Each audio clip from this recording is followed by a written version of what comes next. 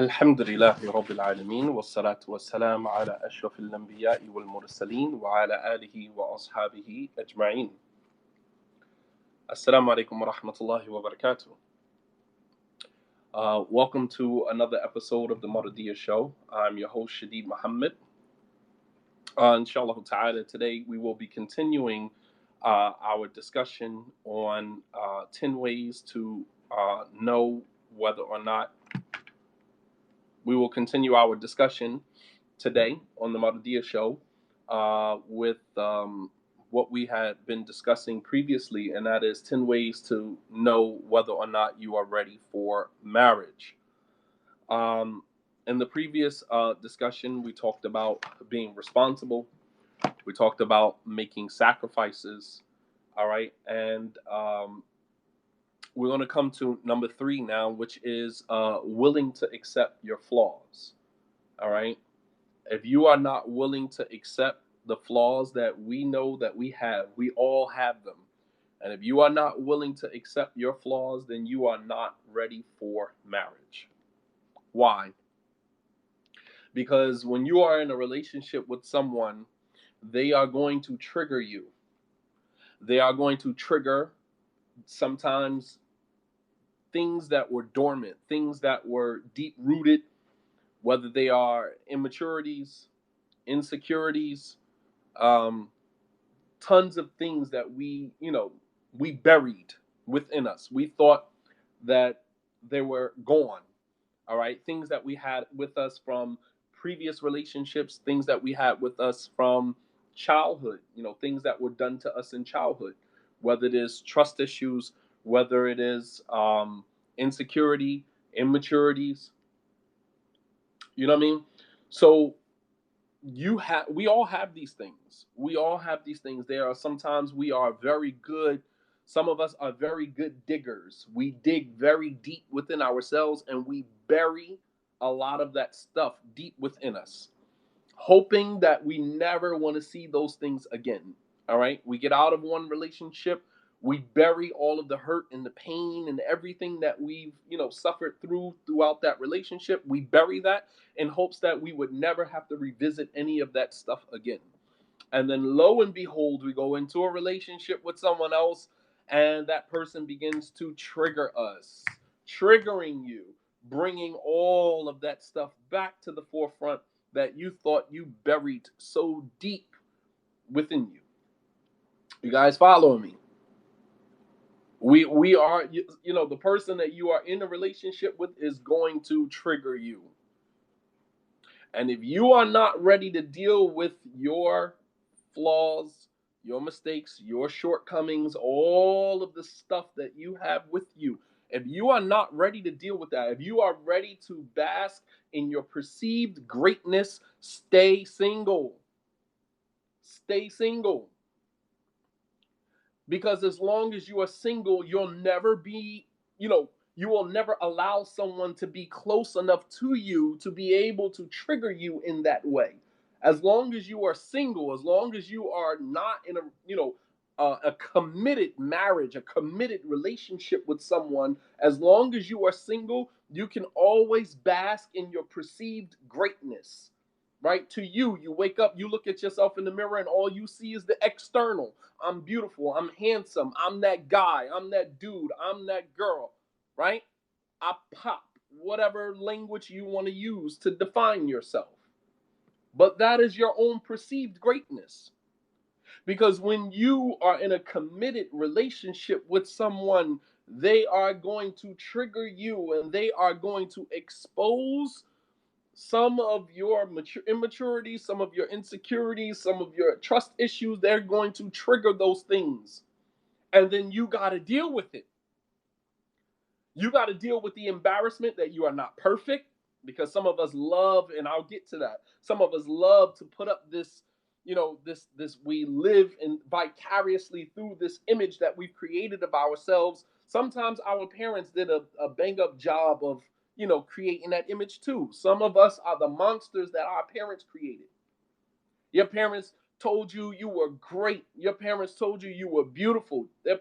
what your parents didn't tell you is that you were only beautiful externally. Internally, you a mess. And your parents, unfortunately, never told you that. Your parents told you you were beautiful, you were gorgeous, you were smart, and all of those things. But all of those things are external. They weren't reading into the internal. They were hoping that you would go into a relationship with someone and your external would overshadow your internal, that the person would fall in love with who you are externally, and as a result of that, overlook who you really are internally. And unfortunately, it doesn't work like that.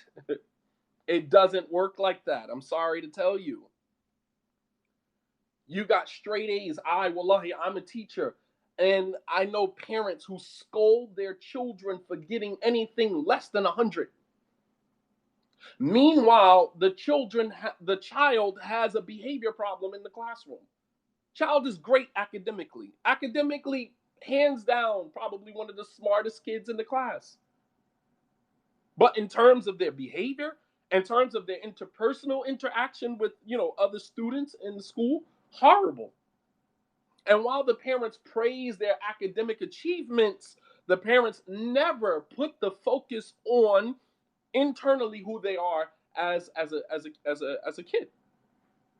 And so the parents placate that child's feelings, this image, this external image, all the way up until adulthood. Unfortunately, when that same child goes into a relationship with someone, the spouse may, see the greatness externally, but the spouse also lives with you. So they also see the internal things that your parents never addressed, your parents never dealt with, you never dealt with. And, let the games begin, because once you're in a marriage, what we try to do is we try to hide, we try to make, that side of us, we know it exists, but we try to make sure that the person falls in love with the external, and so that they will overlook the internal. People, when someone has to live with you, they want the full experience. When someone has to be in a marriage with you, they want the entire experience. They don't just want the external. All right, you're smart, you're beautiful. They're smart, they're beautiful, great. But at the same token, we also have to look at the internal.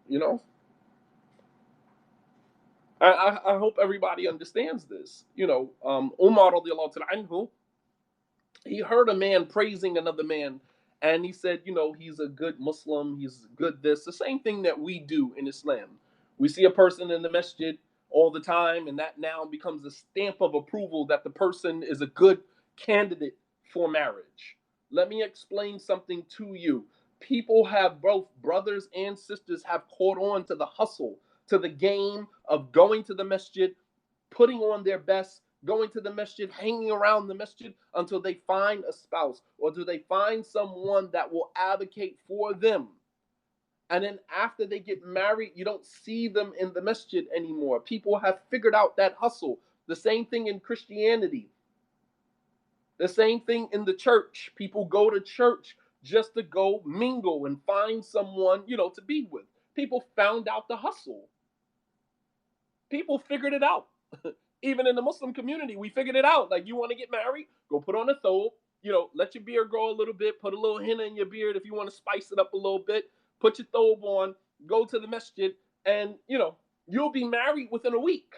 Because all brothers got to do is, I seen the brother there for Fajr. I see the brother there for Fajr every morning, mashallah. Don't you know that during the time of the Prophet ﷺ, the hypocrites came to the masjid for Fajr? Don't you know during the time of the Prophet ﷺ, the hypocrites came to the masjid? That was one of the ways that the Prophet ﷺ, that stopped him from dealing with them as hypocrites. He said, "Al-ahdu alladhi baynana wa baynahum as-salah, faman tarakahu faqad kafar." That the contract between us and them, meaning the hypocrites in Medina, the contract between us and them is the salah. So as long as they pray, I will treat them as Muslims. As long as they make the salah, I'll treat them as Muslims. But the moment they stop praying, then they have solidified their hypocrisy, right? So even during the time of the Prophet ﷺ, hypocrites came to the masjid. That wasn't enough to solidify that a person give them the stamp of approval that they're ready for marriage or that they're a good candidate for marriage. And unfortunately, today we are so damn shallow that that's all it takes for a sister to put on a hijab, show up at the masjid on a regular basis, come for the masjid, come for the salat, come for classes or whatever the case may be, and she's a good sister. Good sister. In what world? Allah subhanahu wa ta'ala says about the hypocrites that وَإِذَا قَامُوا إِلَى الصَّلَاةِ قَامُوا كُسَالَى يُرَاءُونَ النَّاسَ وَلَا يَذْكُرُونَ اللَّهَ إِلَّا قَلِيلًا. That when they stand for the prayer, they stand in a lazy fashion. وَلَا يَذْكُرُونَ اللَّهَ إِلَّا قَلِيلًا. And they only remember Allah a little bit. Allah is giving to us the description of people who say they believe verbally, say they believe outwardly, but internally they don't believe. And they pray. They come to the masjid and pray. While today we will use that as the single most, qualification for marriage. Oh, the brother's a good brother. Based on what? Oh, I see him at the masjid for Fajr. Okay. He's always at the masjid. MashaAllah. He's always at the masjid for salah.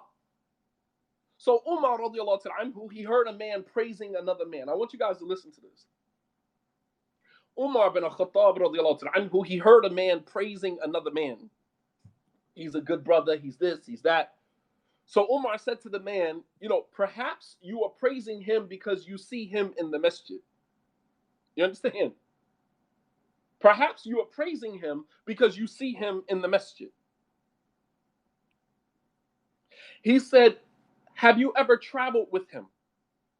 Have you ever been on a journey with the man? He said, no. He said, have you ever lived with him? The man said, no.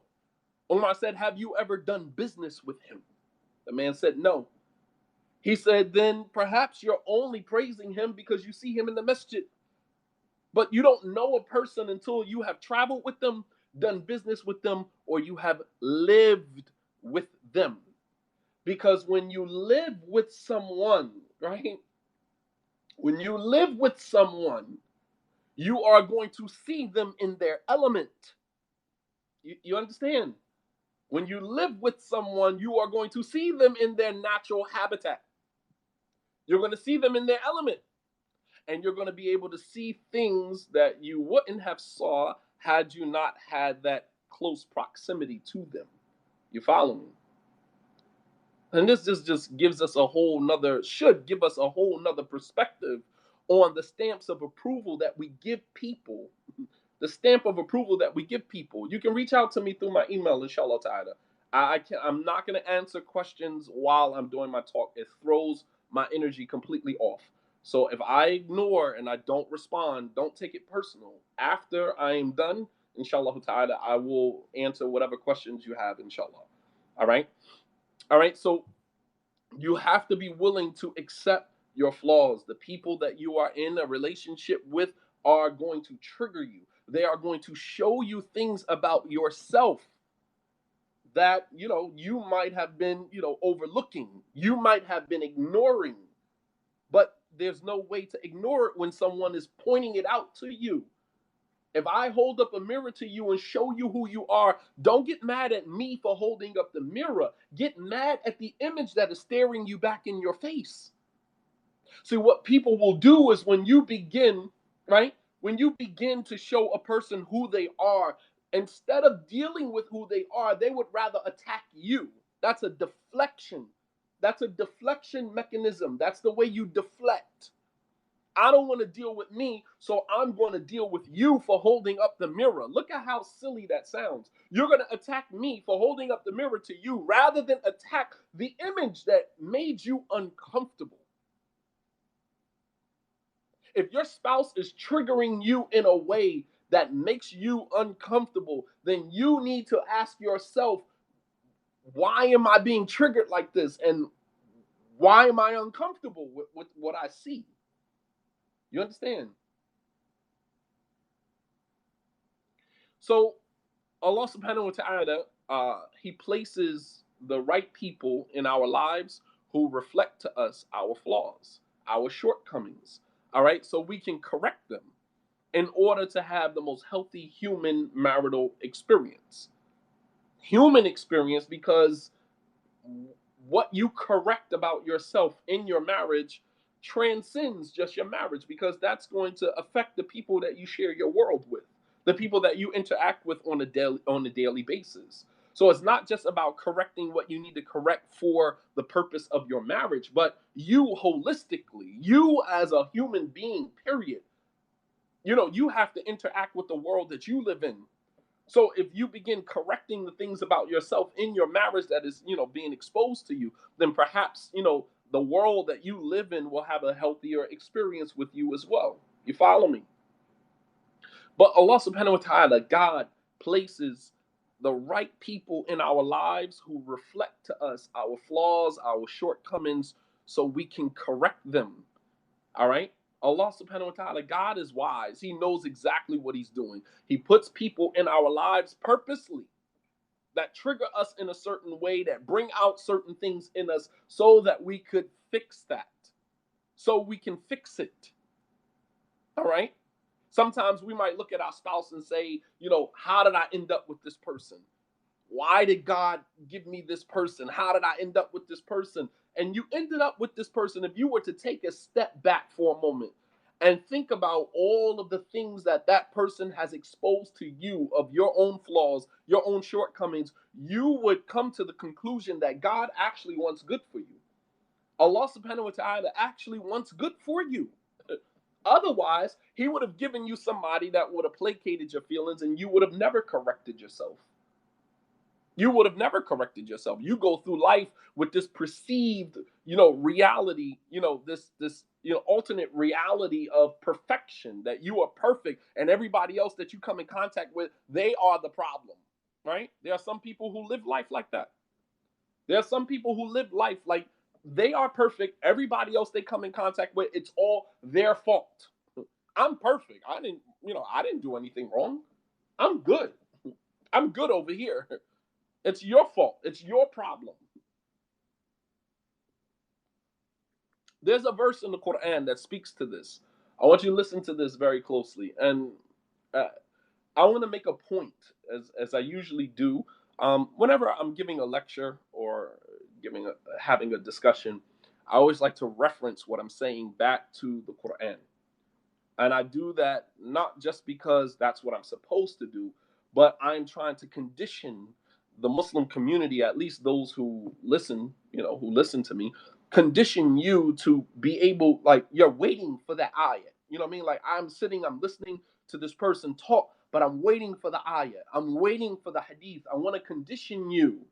I want to condition you that any speech, any lecture that you hear should be referenced back to the Quran, referenced back to the Sunnah of the Prophet Sallallahu Alaihi Wasallam. And when you don't hear that, no matter how good the person's speech is, it should make you a little cautious of going back and listening to the person again, because if the person can continue to give lectures and give talks and not reference what they're saying back to the Quran and back to the Sunnah of the Prophet Sallallahu Alaihi Wasallam, then eventually the Quran and the Sunnah will be a non-factor in that person's delivery of Islam.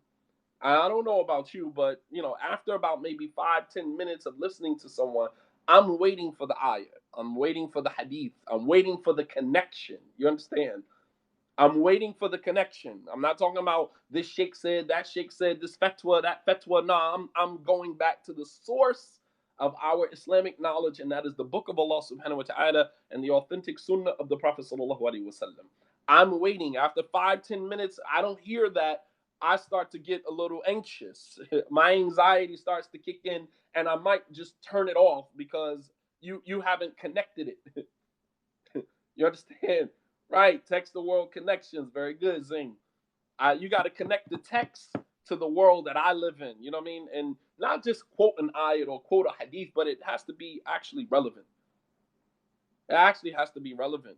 It has to actually connect. Just quoting an ayat or quoting a hadith is not enough. You have to make the connection for me. How does that ayat, how does that hadith connect to what we are talking about? All right? This is making you guys critical thinkers, because Islam is just being shredded into pieces today. Wallahu alazim, I see It's just really sad. Honestly, it's just really sad.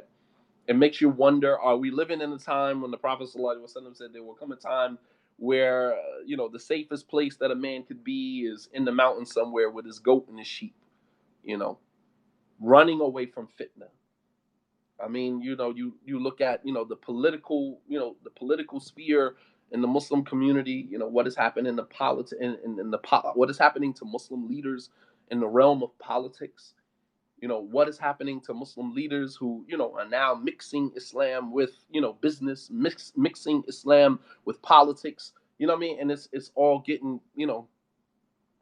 it's all just convoluted, and it's really sad, man. Honestly, and I pray to Allah Subhanahu wa Taala for guidance on a daily basis. I pray to Allah Subhanahu wa Taala that my representation of Islam, my delivery of Islam is always rooted in the Quran and in the Sunnah of the Prophet Sallallahu Alaihi Wasallam. All right, right, and they're not hiding in it anymore. People are just very clear about where they stand, and it leaves the general masses of Muslims in confusion. Leaves them in confusion. And confusion creates that fitna that the Prophet ﷺ was talking about, of people going to sleep one day a Muslim and then waking up a disbeliever. All right? Times of darkness, times of confusion. Fitna.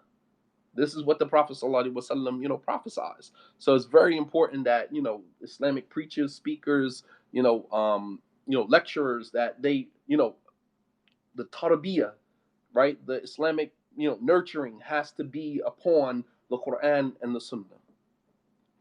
That's it. Quran and Sunnah. All of the other subsidiary issues can be tagged along, but the root of the conversation is the Quran and the Sunnah. All right. So listen to this ayah in Surah Al-Furqan, Surah number 25, ayah 20. Allah subhanahu wa ta'ala says, وَجَعَلْنَا بَعْضُكُمْ لِبَعْضٍ فِتْنَةً أَتَصْبِرُونَ وَكَانَ رَبُّكَ بَصِيرًا. Allah subhanahu wa ta'ala says in the Quran, listen to this ayah, backs up everything that I'm saying to you. Allah says, and we have made some of you a fitna for others. A fitna, the word fitna here means mihna. The word fitna, every time it's used in the Quran, it does not mean the same thing. You have to look at the context and how the word fitna is being used. The siyaq. You have to, wa alaikum salam, Gadid, hayakallah. All right. You have to look at the siyaq. You have to look at the context in which the word fitna is being used. The word fitna, when it's used throughout the Quran, doesn't always mean trial or test. Sometimes it means death. Sometimes it means killing. Right? وَالْفِتْنَةُ أَشَدُّ مِنَ الْقَتْلِ. It means different things. All right, to be tested in your religion, to be tested in your faith. Here Allah subhanahu wa ta'ala says, we have made some of you a fitna for others. Al-tasbirun, won't you be patient? وَكَانَ رَبُّكَ بَصِيرًا, and your Lord can see everything. Look at how he ended the ayah. And your Lord can see everything. So let's go back to the ayah. Let's look at the ayah, right? Allah subhanahu wa ta'ala says, and we have made some of you, وَجَعَلْنَا بَعْضُكُمْ لِبَعْضٍ فِتْنَةً أَتَصْبِرُونَ. We made some of you a fitna for others. We've made some of you a test for others. أَتَصْبِرُونَ. Won't you be patient? Won't you have patience? وَكَانَ رَبُّكَ بَصِيرًا, and your Lord can see everything. قال العلماء, the scholars of tafsir, they say, يُبْتَلَى الْمُؤْمِنُ بِالْكَافِرِ, that the believer is tested with the disbeliever. وَالْغَنِي بِالْفَقِيرِ, and the rich is tested with the poor. وَالصَّحِيحِ بِالْمَرِيضِ, and the person who is healthy is tested with the person who is sick. وَالشَّرِيفِ بِالْوَضِيعِ, and the person that comes from the upper tiers of society is tested with the lowly and the marginalized, and those who come from the lower tiers of society. وَالْمُرْسَلِينَ بِالْمُرْسَلِ إِلَيْهِمْ, and the prophets and messengers are tested with the people that they are sent to. Taking you all the way down the line to give you an understanding of what this ayat means. I'm trying to give you context so you know how the ayat is used in its origin. that we have made some of you a fitna for others, a test for others. So someone who is, sahih, someone who is, healthy, is tested with someone who is sick. How is he tested? To see if he's going to, consider himself better than him, if he's going to be, inconsiderate of his condition, if he's going to be dismissive of his condition. That's a test for him. And it's also a test for the sick. The person who is ghani, the person who is rich, is tested with someone who is poor. Is he going to give his money, or is he going to be stingy? Right? Al-Mursaleen, those who are messengers, are tested with those who they are sent to. Al-Mursal ilayhim. Prophets and messengers, when they are sent to their people, they are tested with the people that they are sent to. Look at how the Prophet ﷺ was tested with Abu Jahl. He was tested with, Abu Lahab. He was tested with, Walid ibn Mughira. He was tested with all of these different people, the chiefs of Quraysh. He was also tested with, Abdullah ibn Mas'ud and many of those who come from the lower tiers of Meccan society, Bilal, Miqdad ibn Aswad, and many of those who came from the Salman al-Farisi, who came from the lower tiers of, their society. The Prophet ﷺ was tested with them as well. So we are all tests for others, right?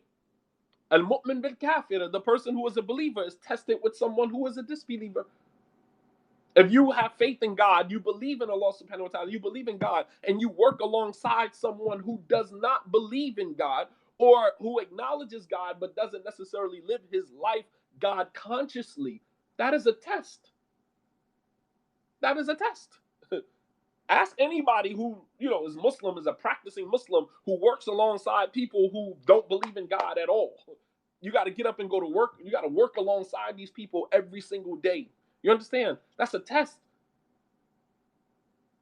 We have made some of you a test for others. And then Allah subhanahu wa ta'ala asks a rhetorical question, Atasbirun, won't you just be patient? Meaning the key is not to run away from the person. The key is not to, you understand? The key is not to run away from the person or to distance yourself from the person. Why? Because when Allah wants to test you, it doesn't matter whether it's with this person or that person, the test is going to come. You are going to get what you are supposed to get. There's no running from it. As the Prophet ﷺ, he said, in akhta'ahu hada, that if one test miss you, then another test is going to get you. So you could, spouses are tested with each other. A husband is tested with a wife, and a wife is tested with a husband. A wife is tested with a husband, and the husband is tested with his wife. Allah says, Atasbirun, won't you be patient? Will you not exercise patience? Because to remain in that situation and be patient, let that person trigger you so that you can begin to, identify all of your flaws and your mistakes and see all the cracks in your perfect glass.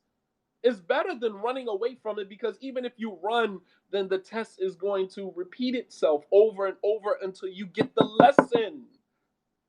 You understand? You can't run from God. The test will continue to repeat itself over and over and over again until you get the lesson. Some of us have been experiencing the same test throughout our entire lives. Since you were a kid, you have been getting the same test over and over and over again because you are not learning the lesson. You take, for example, I remember I was in California, right? And young sister, she asked a question after the lecture was over. And she said, I'm the only Muslim in my class. She said, and someone pulled my hijab off. She said, what should I do? I said, if there's a strong possibility that the person who pulled your hijab off because he felt like you were a pushover, that you were someone that he could do that to. I said, and what did you do when he pulled your hijab off? She said, nothing. I said, then that is your test. Your test is starting early. I said, if you correct that now, if you confront him now for pulling off your hijab, you go back and you confront him. Even if it ends in an altercation, even if it ends in a shouting match where he, shouts at you or whatever the case may be, it doesn't matter. At least you confronted it. You confronted it. I said, but if you let it go, I said, people are going to walk all over you the rest of your life. I said, perhaps he pulls off your hijab today in class and you get married 20 years, 15, 20 years later, and your husband do the same thing. Your husband pull your hijab off.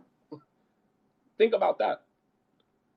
Your husband pull your hijab off. Not, literally pull your hijab off, but tell you he doesn't want you to wear hijab. Superimpose, his view of you on you, right? Superimpose his view of you on you.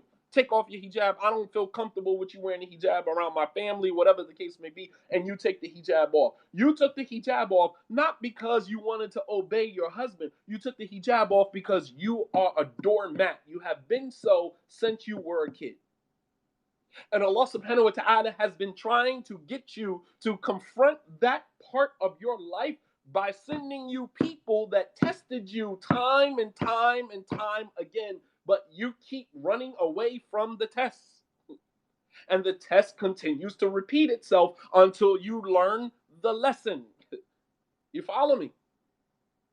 You ever had something that keeps coming back to you throughout your entire life? You ever have something that just continuously keeps coming back to you throughout your entire life? And what we say is we write it off as, well, that's my story.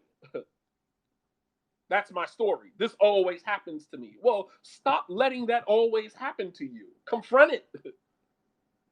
Confront it. The tests are going to continue to repeat themselves over and over and over again until you learn your lesson. God is trying to tell you something. Right? Remember that from The Color Purple? God is trying to tell you something about yourself. I mean, just real talk. So Allah subhanahu wa ta'ala, he says that we have made some of you a test for others. And then you notice how Allah subhanahu wa ta'ala ends the verse, right? Allah ends the verse, he says, وَكَانَ رَبُّكَ بَصِيرًا, and your Lord is all-seeing. Your Lord can see everything, meaning Allah subhanahu wa ta'ala بَصِيرًا بِمَنْ يَصْبِرَ عَلَى هَذِهِ الْفِتْنَةِ, that Allah can see those of us who are patient and deal with the fitna. Deal with the fitna. Allah subhanahu wa ta'ala says in another ayat in the Quran, وَرَفَعْنَا بَعْضَكُمْ فوق بعض درجات ليتخذ بعضهم بعضا سخريا. Allah subhanahu wa ta'ala says in the Quran that we have raised some of you over others in degrees, in statuses. We have raised some of you over others in status, so that some of you could mock as a test, because some of you are going to mock others that have not been raised to that status. لِيَتَّخِذَ بَعْضُهُمْ بَعْضًا سُخْرِيًّا. You understand that it's a test. So some spouses have been tested with others, and your spouse is going to expose to you all of your shortcomings.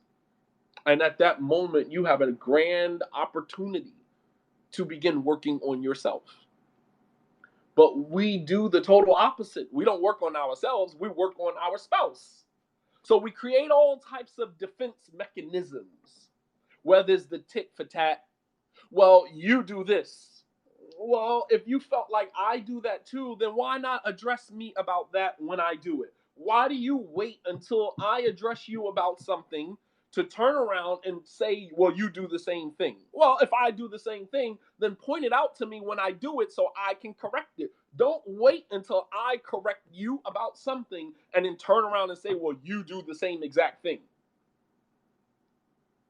That's tit for tat. That is a defense mechanism. That is how you take the focus off of you in that moment and you put the focus back on the person that is giving it to you. That is like a person holding a mirror up to you, and then you take the mirror and you turn the mirror around and you say, well, look at you. Now, if you do that, every single time you do that, you're never going to fix yourself. You're never going to take a look at yourself, because every time somebody points the finger at you, you turn around and you deflect and you point the finger at them. It's a deflection mechanism. It's a defense mechanism. And some of us are very good at it. We've learned how to do that since childhood. We did it with our siblings, right? We did it with coworkers. right? And we're now doing it with our spouse. So let me tell you how, as I say all the time, stand in your discomfort. When your spouse points something out to you about yourself, you don't necessarily have to accept it, but to hear the person out, I hear you, Roger that. I got you. I'll take a look at that. And learn how to stand in that discomfort. It's uncomfortable. I'm not saying that it's the easiest thing to do. When someone points something out to you, it's very easy to say, "No, I didn't do that," and change the narrative so that it makes you look like you're not that at fault. You understand? Learn how to just sit in your discomfort. It's humbling to say, "You know what? I see your point. You're right." Even if I don't necessarily agree with you totally, I got the part that you were trying to, get me to see. I got it. I got it. Thank you for pointing that out to me. I appreciate that. And if you feel like the other person does the same thing, first validate the pointing that the what they are pointing out to you. Validate that first. Say, I get it. You understand? I get it. I totally get what you're saying to me. I accept that. I accept that. But how do we deal with the fact that you do the same exact thing? Like, I mean, I'll accept what you're giving me. I accept that. I'm not. You see how that works? It's not like saying, well, you do the same thing. That's deflecting. You haven't validated anything the person said to you. You're just completely throwing it back on the other person. And many of us are very good at that. And if you use that in every single argument, then you're perfect. You'll never be. You understand? Yes, we have to learn how to sit in our discomfort. Like, we are living in a time where people just don't want to be uncomfortable. And we will squirm, we will wiggle our way out of every single situation that makes us uncomfortable. Everything. Financially, we're in a bind. We don't want to be uncomfortable and just kind of sit in that. We go do something stupid like take a loan or go to one of these, predatory loaning places, and because we don't want to sit in that discomfort or ask someone for help, right? So we'll sit there and we'll die slowly rather than go and ask somebody for help because we don't want to be uncomfortable. We'll watch our marriage deteriorate right in front of us and never reach out to somebody for help because we don't want to be uncomfortable. But you're uncomfortable being divorced? Question. You don't want to go to somebody for marriage counseling, watching your marriage deteriorate right in front of you. Not necessarily because of anything being done haram. I'm not even talking about like infidelity or something like that. I'm talking about just minor issues that begin to pile up in a marriage. Minor issues, minor, infractions, minor this and minor that. We'll watch that stuff pile up and realize that this is beyond me. I need help. I cannot manage this by myself. Sometimes a marriage proves to you how inadequate you really are. We go into a marriage with our chest poked out, our head up high, and I'm ready for this. And then after being in the marriage for a while, marriage will humble the hell out of you.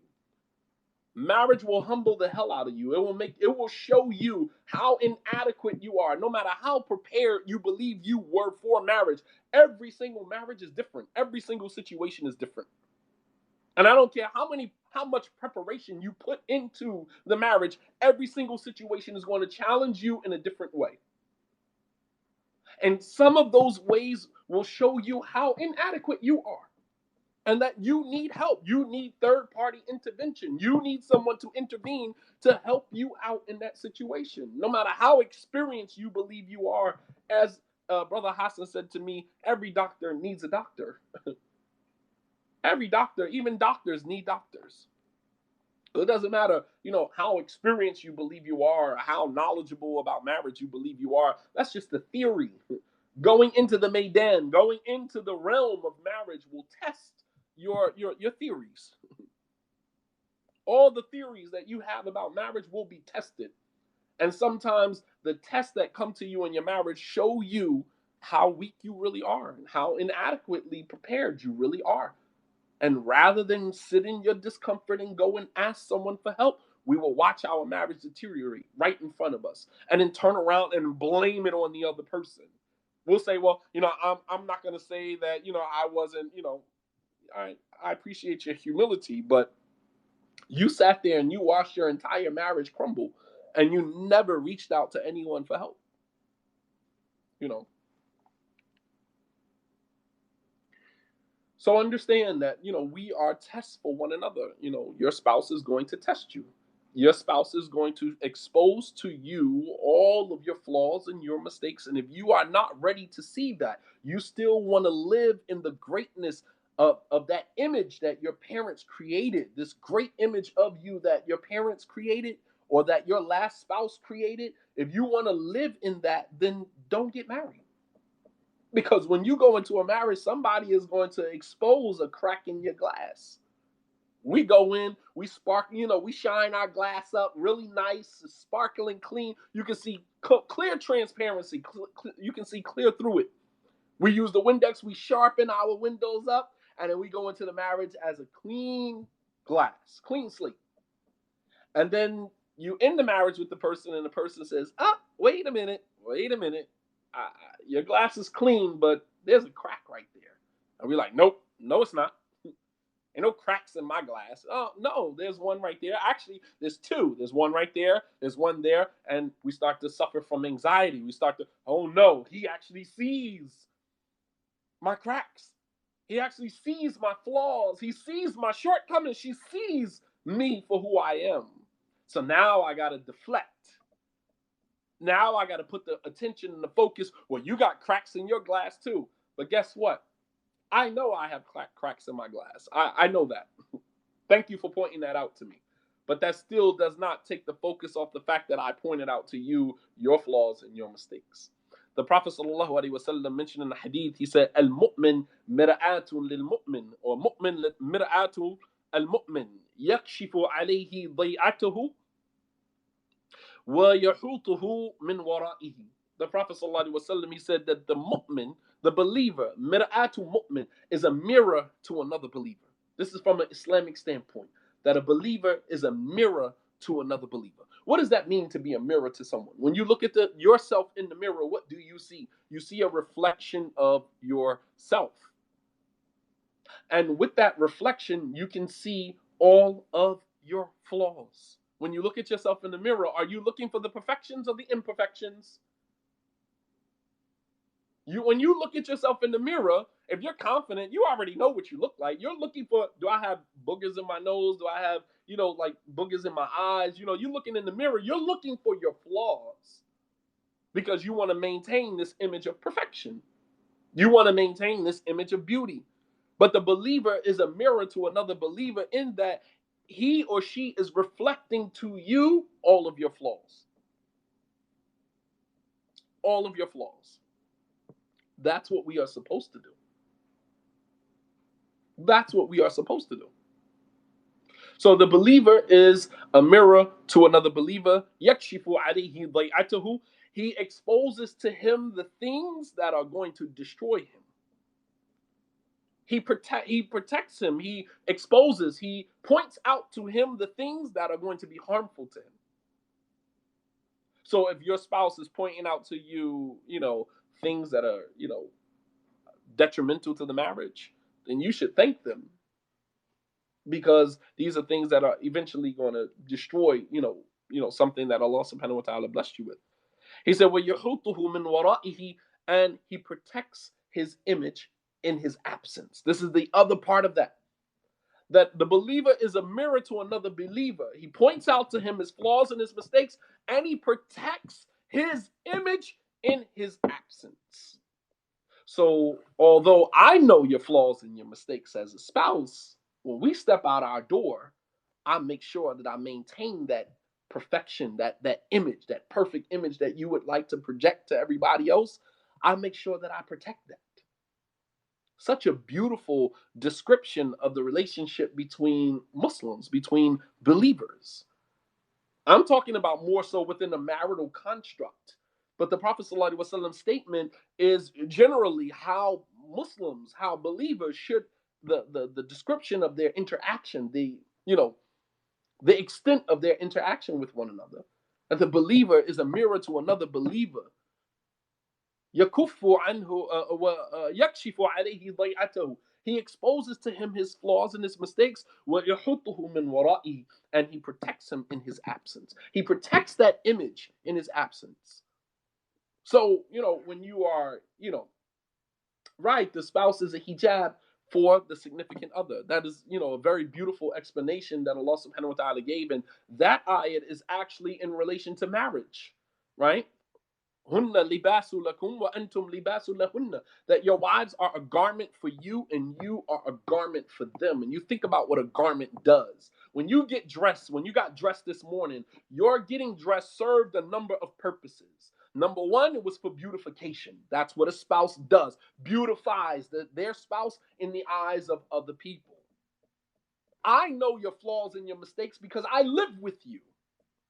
But no one else needs to know that, And this is, speaks volumes to, men and women who go out and, expose their flaws and their mistakes to other people, right? Whether it is a man who has multiple wives and you go back and you talk to one wife about the flaws and the mistakes in the other wife, trying to placate her feelings, trying to make her feel like she's better than the other wife because she has flaws and mistakes. That is a very slippery slope. That's a very dangerous path.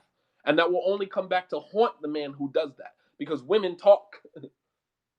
When you said to a woman, keep this between me and you, there's a 99.9% chance that is not going to be between you and her. I mean, it happened even with the wives of the Prophet ﷺ, when the Prophet told Hafsa not to say anything to Aisha about the deal he made with her when Hafsa saw the Prophet ﷺ coming out the house with Maria, and he said that I'm going to make Maria haram for me. I'm never going to go back to her again. All right, trying to make up for the mistake that he made with Hafsa. And he told Hafsa, do not go back and expose anything. Don't go back and say anything to Aisha. And what does Hafsa do? Lo and behold, she goes back and she tells Aisha. And Allah subhanahu wa ta'ala exposed both of them in the ayah. All right, so, your job as a spouse is to still maintain that image, in public. We know each other's flaws and mistakes within the construct of our marriage, but to the world, we're the perfect couple. To the world, we are the perfect couple, and no one else needs to know, what our flaws and what our mistakes are. That's between us. But the believer is a mirror to another believer. He points out to him his mistakes, the things that will be detrimental to him, and he protects his image in the absence of the other. So when a woman goes to, let me just say something to you sisters. You go into marriage counseling, and let's change this narrative of going to your local imam, of going to your local student of knowledge, whether he's a graduate of the Medina University or graduate from, any other prestigious university around the Muslim world. That does not qualify them to be a marriage counselor. Understand? That does not qualify them to be a marriage counselor. And this is especially true if they themselves are, struggling in their own marriages. They themselves have, proven, their track record has proven that they are not capable of maintaining a marriage their damn self. That's not to say that, any one of us is perfect at marriage, but, there are some that have really proven that they are not in a position to counsel anybody about marriage, period. But going to reach out to qualified people. And when you do decide to do that, sisters, when you go and you speak to, and there's a man in the room or a woman in the room, the first thing you lead with, and that is to remove shaitan from that conversation, is I love my spouse. I love my husband. I am not here to, complain to you about my husband. I am here to seek some advice from you about some, snafu, some little, problem, that glitch that we have run into in our marriage. That's it. That's the disclaimer. You lead with that. So that way Shaitan has no room. But if you go into a room with a man. You go into an office with a man and you start to cry and, weeping, and you're talking about how bad and how horrible your husband is treating you. You have now opened the door for shaitan. You have now opened the door for the man that you are talking to begin seeing your husband in a completely different light. And now, obviously, I'm not talking about the situations that warrant, you being completely honest and transparent about your spouse being, just a complete, you know, you know what I mean? Like, I don't have to use the word, you know what I'm talking about. I'm not, though, there are situations in where it might require you to say, hey, my husband is, or my wife is this and that, very clearly. All right. But if it's just, if it's just something that is, just requires some assistance, then you should lead with a disclaimer that I am not here to bash out my spouse. I'm not here to paint this picture that my spouse is the most horrible person in the world. And I'm not here to give you any thoughts in your mind that I want a divorce. That's not here. I'm not here for that. I am here to get some assistance from you, counsel from you on how to manage or how to handle this particular issue that's going on in my marriage. So I don't want you to get in your head that I want out of this situation. I don't want you to get in your mind that you can somehow save me because you have some brothers who sit on the other side of the table and you come in with this damsel in distress, that you need rescuing. And if he is insecure enough to believe that he is Superman and he's going to rescue you, you are setting that man up for failure and he's setting himself up for failure. But you always lead with the disclaimer. Always. I am not here to get a divorce. If I need to get a divorce, then I go talk to my wali. I don't necessarily need to talk to you. What I am here what I am here for is for your counsel. That is why I came here. I did not come here to get a divorce. I did not come here to, because I need rescuing. I came here to get some information from you to help me in this particular area in my marriage. Are we clear about that? You lead with that disclaimer. And that disclaimer, inshallah ta'ala, will remove shaitan from the equation altogether. But you go in there crying, especially if it's over an issue that is just, it might be frustrating, but it's not to the point where you got to present yourself as a damsel in distress, as some women like to walk into the imam's office crying and breaking down and things like that. And then you know what I mean? Like you're giving the impression that your situation is so horrible, right? And it's not really that serious. It might be frustrating. It might be frustrating for him as well. But it's not to the point where you need saving, you need rescuing, and that's not going to make the man more sympathetic. It shouldn't anyway, because there's only one side of the story.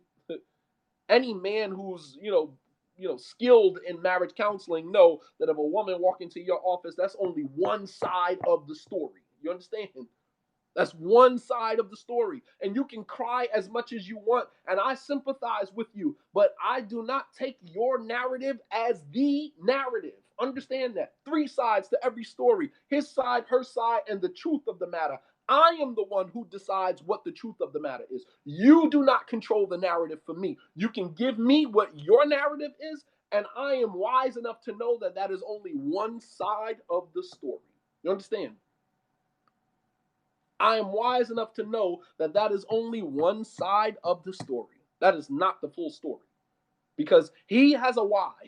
There's a why behind all of that. And the wise man knows that when a woman walks into your office complaining about her husband, crying, and all this other stuff, that there might be some truth to that, but it might be embellished.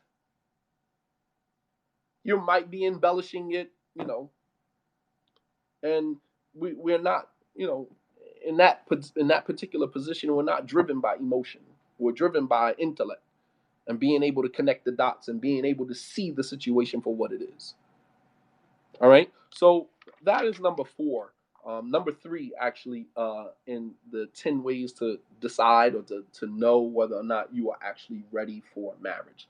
So if you are not ready to see yourself as you are, then it would probably be a good idea for you to just remain single.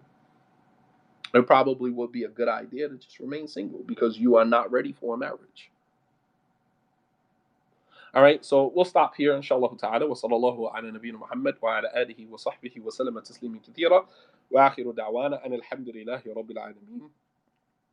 I'll take a couple of minutes to answer any questions, inshallah. Periscope, I'm going to turn you guys off and back on. Bi-idhnillah.